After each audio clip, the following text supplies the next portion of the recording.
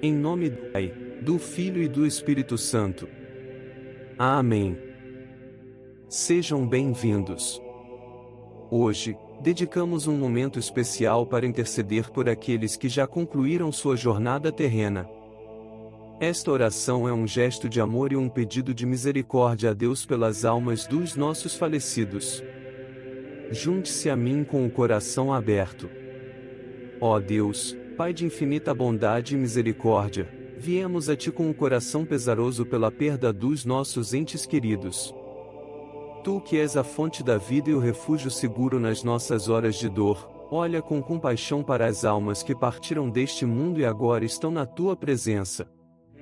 Nós te pedimos, Senhor, que, através dos méritos da paixão e morte do Teu amado Filho, Jesus Cristo, possas perdoar quaisquer pecados que ainda pesem sobre as suas almas. Que o Teu amor infinito apague as suas imperfeições e as purifique para a vida eterna. Concede-lhes, te suplicamos, a felicidade, a luz e a paz no Teu reino. Que possam participar da comunhão dos santos e viver para sempre na glória da Tua luz perpétua.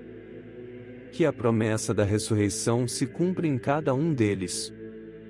Senhor Jesus Cristo, Salvador do mundo, Tu que venceste a morte e nos ofereceste a esperança da vida imortal, acolhe-os nos Teus braços de misericórdia. Que eles descansem em paz, livres de toda a dor e sofrimento. Nós também te pedimos por nós, que ficamos. Dá-nos força para suportar a saudade e a dor do luto, e a certeza de que um dia nos reencontraremos na Tua glória. Obrigado, Pai, pela Tua compaixão.